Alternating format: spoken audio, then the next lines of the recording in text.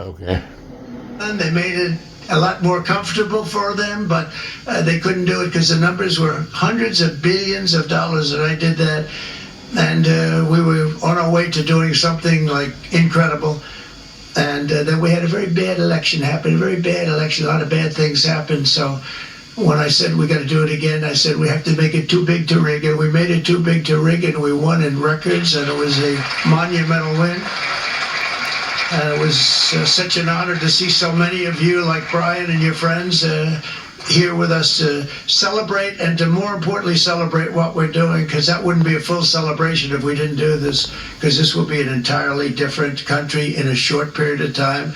It'll be something the whole world will be talking about it. The critics made the very tired predictions earlier this year, but in February, core inflation dropped to the lowest rate in 4 years. And the price of eggs, as you know, just in a month and a half, we were there for 4 weeks.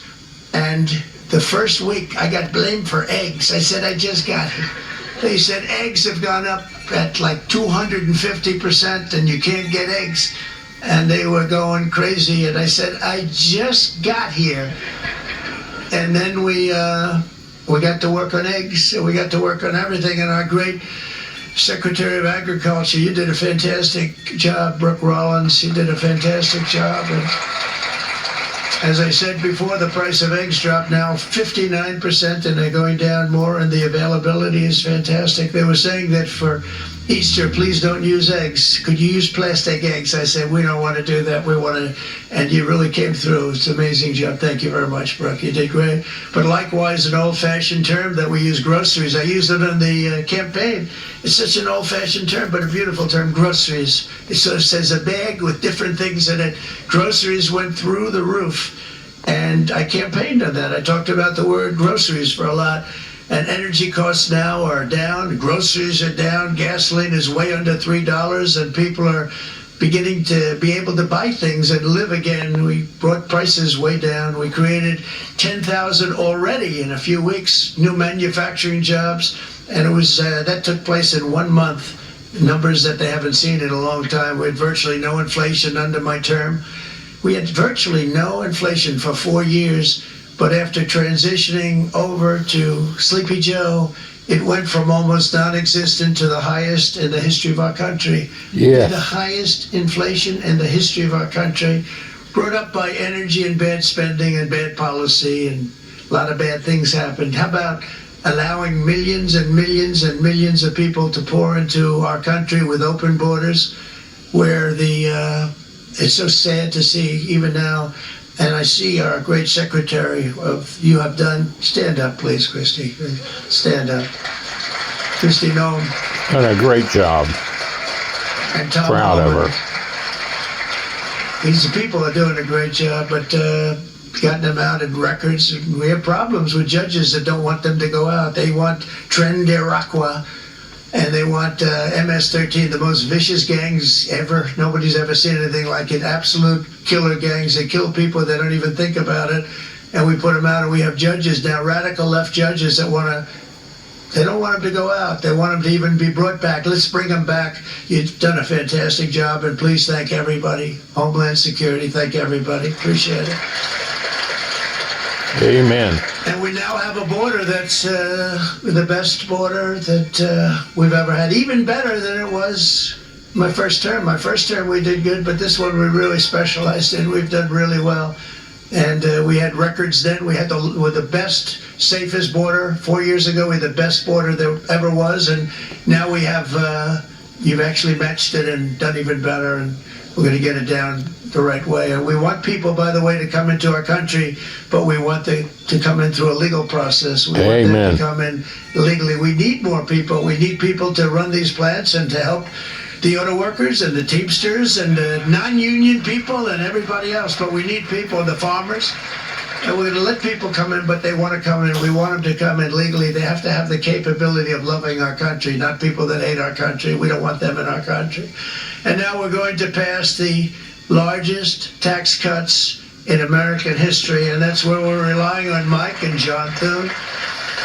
And we will not cut Social Security, Medicare, or Medicaid benefits, and the Democrats will, because if they got in, the entire economy would collapse. This country was heading for a collapse under the people that you saw.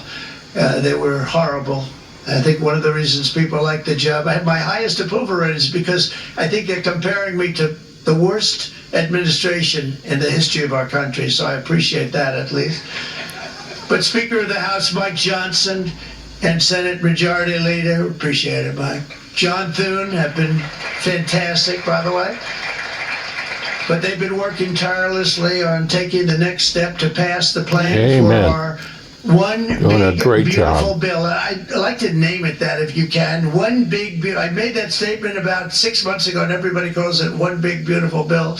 And it will be that. It'll have everything, the big tax cuts and every incentive there is. And it'll be fantastic. And by the way, for the cars, we're asking for an interest deduction on a loan. So if you build the car, only in America we do it, Brian. If the car's not built in America, you don't get the interest rate deduction.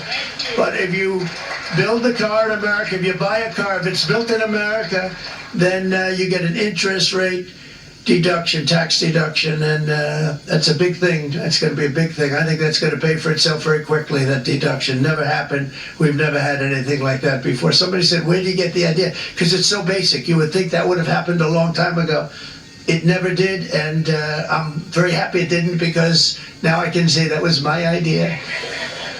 But we're going to get us closer to the debt extension. We have to get the debt extension passed, and I know you're going to be able to do that, Mike, and it's very important that you do that.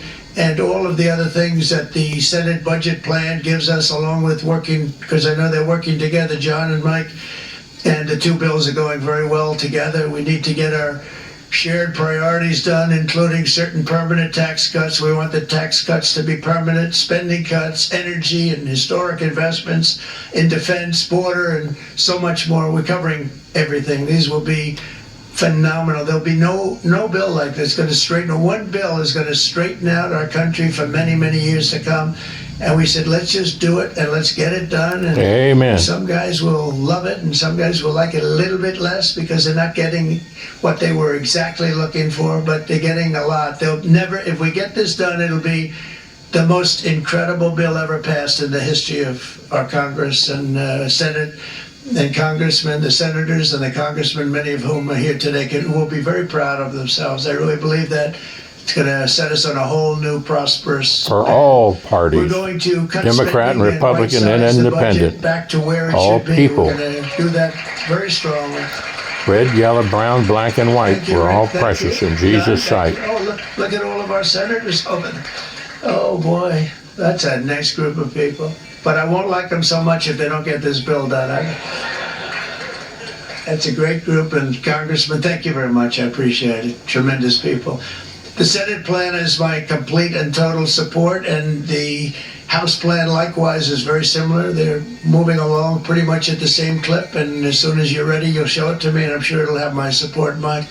Every Republican congressman and senator must unify. We have to unify. We can't be separated. We have to get it done. We have to get absolutely everything we can, and we have to take care of the American people. That's the only thing that matters. We have to take care of the American people first. We need to pass this bill immediately, get it done, including debt extension. From this day on, we're not going to let anyone tell us that American workers and families cannot have the future that they deserve. We're going to produce the cars and ships, chips, airplanes, minerals, and medicines that we need right here in America. The pharmaceutical companies are going to become roaring back. They're coming roaring back. They're all coming back to our country, because if they don't, they got a big tax to pay. And if they do, I'll be very happy, and you're going to be very happy, and you're going to be very safe. We're going to build our future with American hands, with American heart, American steel, and we're going to build it with American pride like we used to. We're approaching our 100th day as president, and have been given credit by a lot of people, actually, even some of the fake news. Can you believe it? Which in this case hopefully isn't fake, for having done more in that time than any other administration in the history of our country in the first 100 days. I think we've had an amazing, in terms of Amazing job. President Donald Trump, like to see J.D. them get Vance, that war and ended. all their team, Another, and the war great from not committee starting in that's the set Middle up East. to We have to get Russia. They're losing drain the 2,000 swamp. on average, Drain the swamp. 2,500 people that they God bless you and have a great day. Soldiers, Russian, think of that, 2,500 through some days, but on average, probably over about a 1 week period, it's 2,712. They say they're losing those soldiers. They're dying. They're being decimated, and they're not from our country, but they're from other countries. But they're human beings. They're from Russia. They're from Ukraine in this period, most of them.